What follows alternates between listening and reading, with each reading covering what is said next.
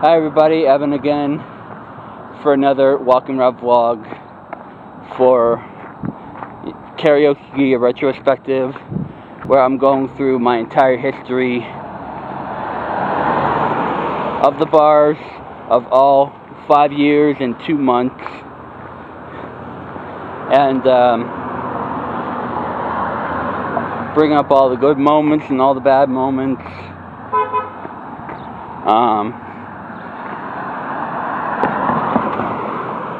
So yeah, last we left off, I was talking about starting my last year of karaoke,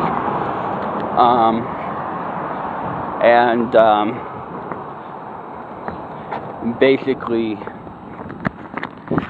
so I'm switching hands here, sort of summing up. Hold on, let me make sure it's still recording. Yeah, we're good. We got like 2/3 of a battery. I might let my camera charge again, and I might finish up the videos today. I might finish them tomorrow, but that's still the goal. There's still a goal on that. So yeah, anyway, I talked about, in the last video, how my friendships with 2 people I met at the bars, Raven and Cece, how those sort of fizzled out as I tried to get more romantic with them.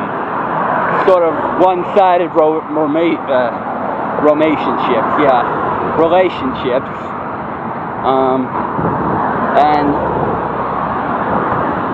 And how my friendship with Taryn back then affected my karaoke life and the impact that she had on it.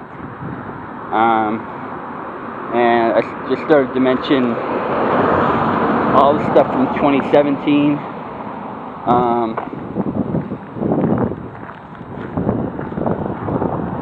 Things were starting to get a little weird with Donny when it came to like I didn't use the parody instrumental CDs anymore, and because I was more frequent online than I have been, I downloaded a whole bunch of instrumentals, edited them into my parody edits, and given certain nights would copy some of them onto the USB flash drive, and asked Donny and Richie, when some nights I was with Donny and some nights I was with Richie, I would ask them if they would play my flash drive. There was one instance where he did play my flash drive at Bunny's. Actually, 2 of them. I think one of them was Same Old Stuff. I might be confusing that with Richie at the Doghouse. And the other one was, which was part of the Backstreet Boys showcase. I played my parody, Someone to Love Me, which was a parody mix of Backstreet Boys and Justin Bieber's versions of As Long As You Love Me. So I knew he would be able to utilize my flash drive at Bunny's, but something weird started happening with him. Like, one day he was like, "Evan, my karaoke system's messed up, I can't play it." And this was actually, it was like karaoke session like number 45, I think it was, which is like one of my parody rewind showcases,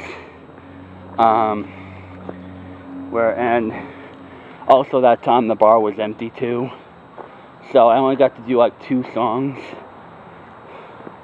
and I couldn't even use my flash drive for them because he told me, "My system's messing up on me, I can't put your flash drive in."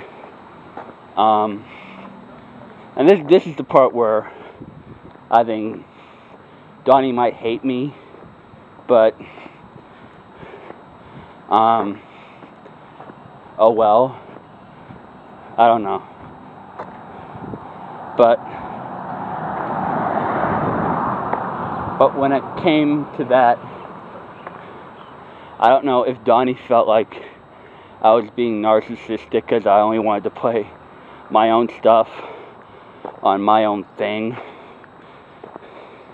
It was very weird how he, and also due to the fact that I was posting about my nights on the Karaoke Sessions Facebook page. You know, when I do the aftermath posts or aftermath vlogs or whatever, I talk about my night and what I sang and things that happened in it. And I think Donny got mad because he was starting to become drama for me. He must have thought I was causing drama with him, which I wasn't. And it was just weird because I didn't know how to take what he was saying to me. So, and you know, with the advent of, you know, using my flash drive instead of my instrumental CDs, it's like I was trying to make a step up, you know, with the files, and just try to where are we at as far as time? 7 minutes. Alright, we're good. We might not get to Jonathan's nest by the end of this video, but we will get there by the end of the next video. Man, I'm sweating bullets already, and I just felt the urge to pee, but we will see if I can hold it, or if, you know, ... to be continued.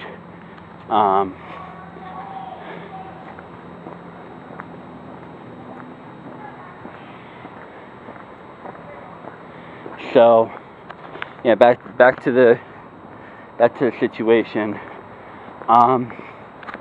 Donny thought I was personally bashing what is now called U-Rock Entertainment, which I wasn't. I think I said on those posts a couple times, look, I have no disrespect to the way he runs things, but, and then I explained what I felt my problems were. And he took that as I was bashing his profession, what he does for karaoke, which I wasn't. So,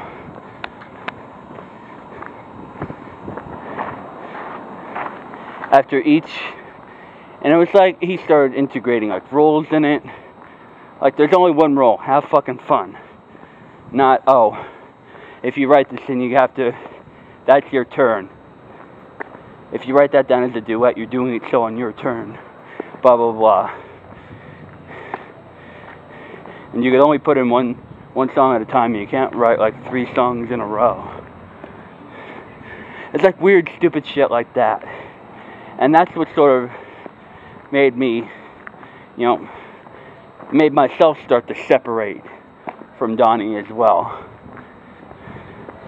And I mean, the whole thing about not being able to use my flash drive to play my song parodies was pretty much the main problem for me. And I'm going to tell you right now, Donny, there was never meant to be any disrespect. Although I'm not apologizing for how I did things back then, I do sort of apologize for how you took it.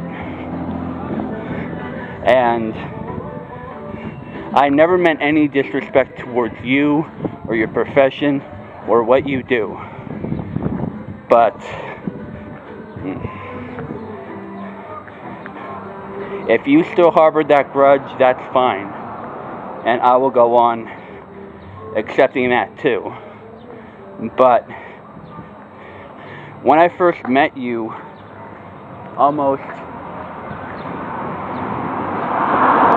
when I met you that first day,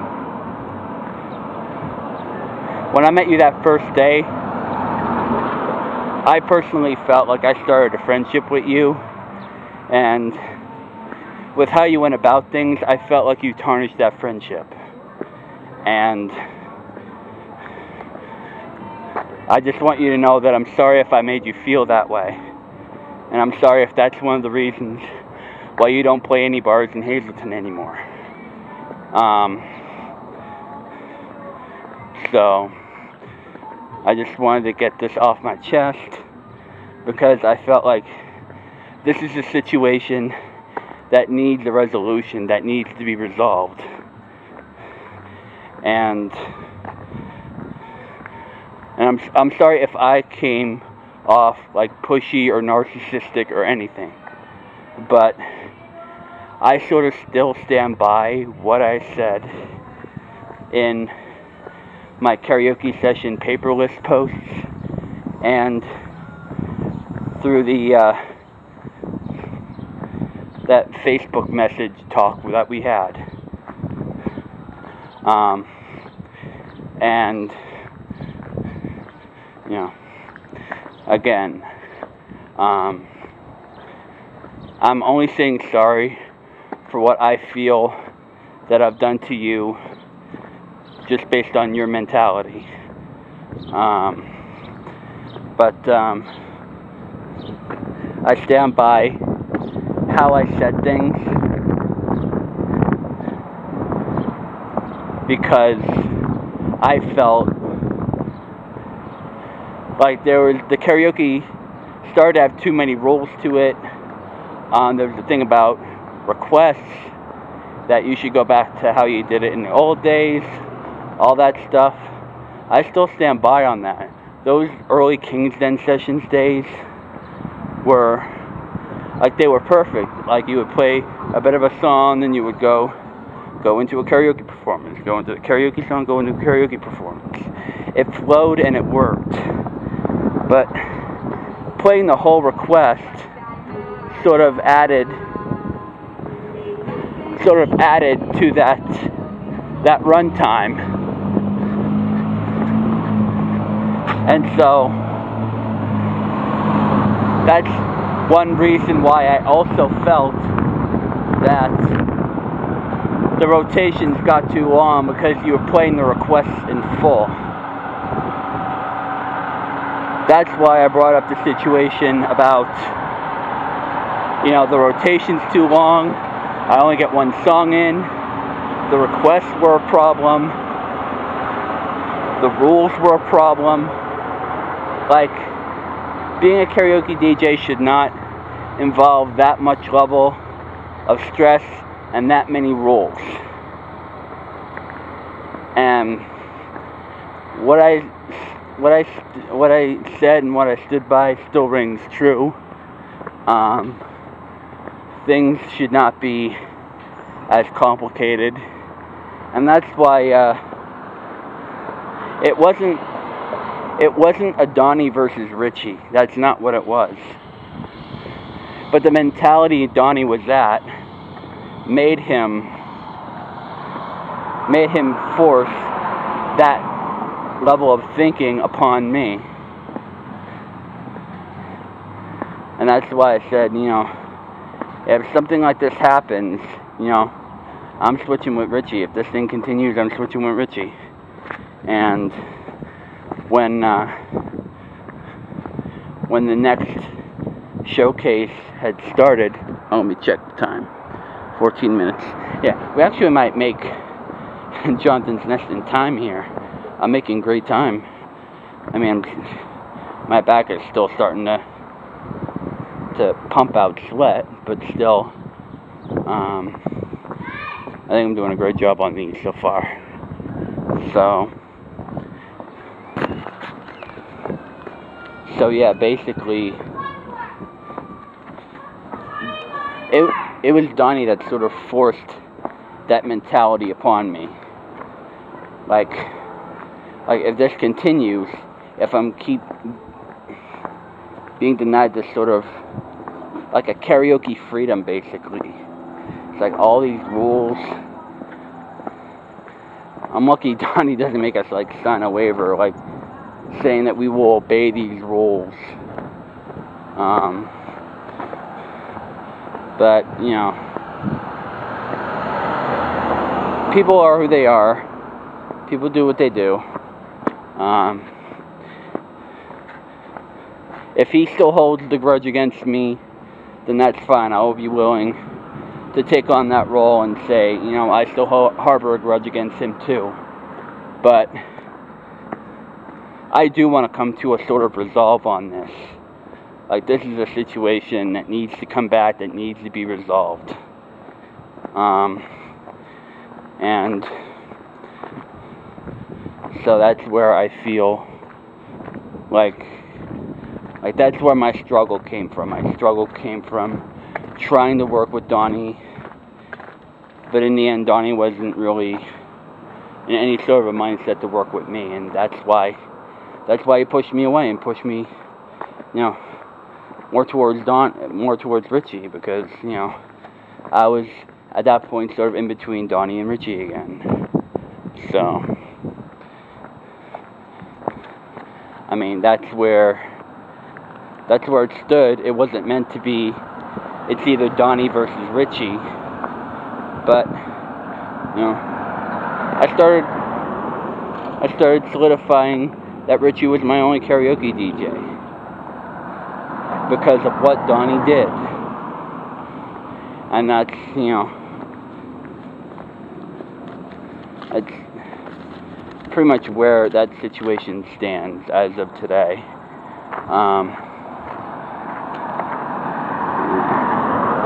He couldn't use my flash drive and went out 2 nights for the same theme just to feel, yeah, that the 2013 parody showcase for the first time in my personal karaoke history was 2 separate days, because I felt like, you know, going to a karaoke and doing like less than 3 songs or even 4,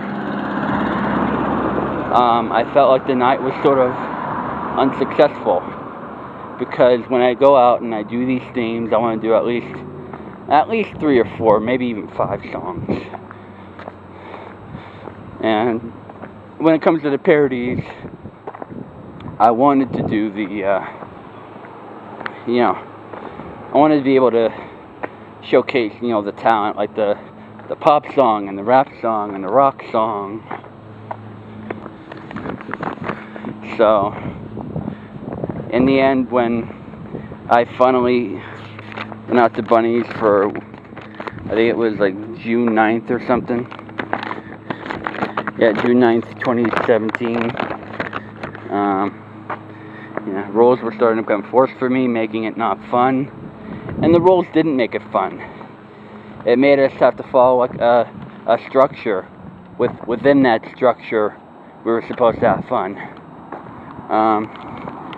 Yeah, 6/9/2017.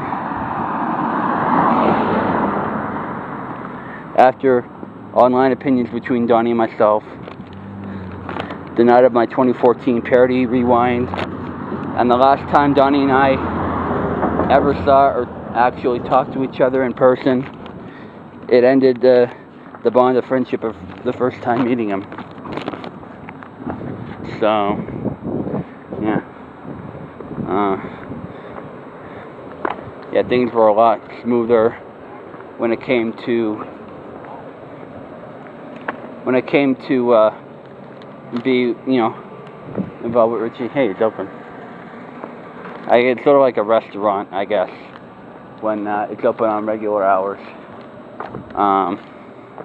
Yeah, I was able to use my flash drive. I was helping Richie out more with his equipment. I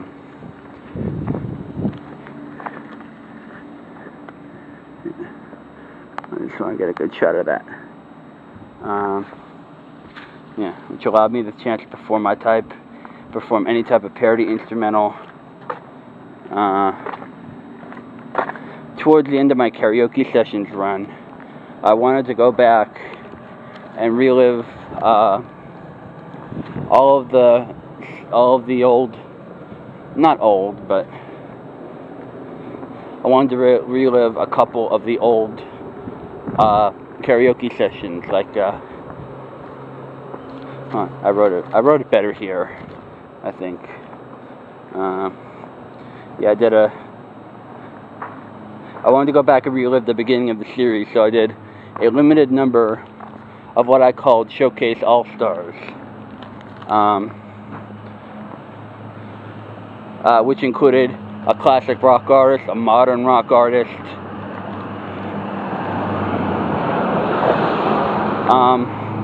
I wanted to do a rap artist, but I already did. That's a really loud engine. I wanted to do a rap artist, but I had already done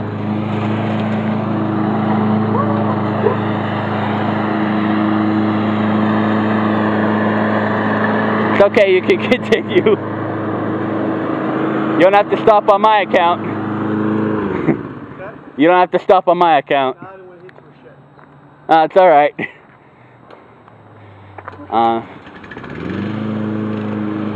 So yeah, what was I saying? See, a situation like that with my ADD makes me forget where I started.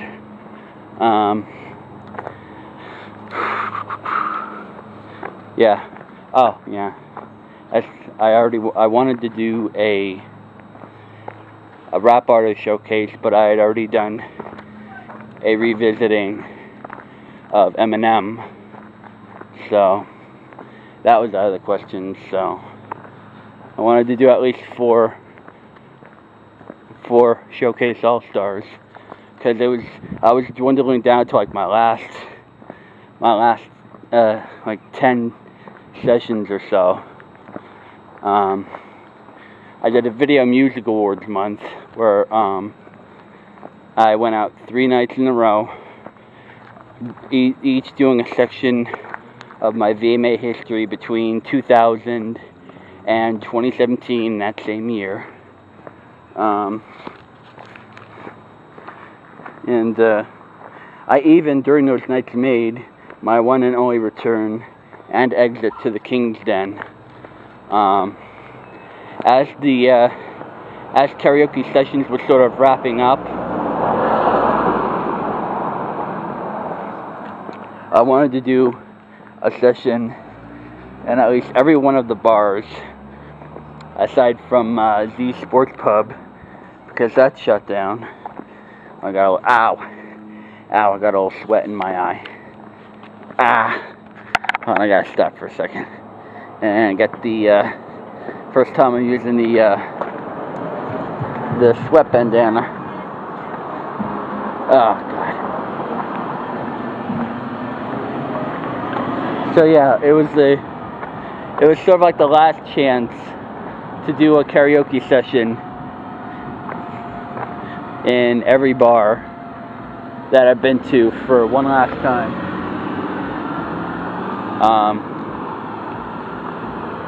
Okay, thank you. As a way to sort of close the chapter on Karaoke Sessions finally.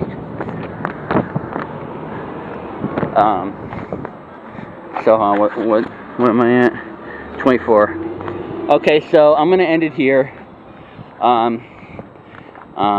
YouTube links, Facebook links, playlists are all down in the description. And see ya for part 9.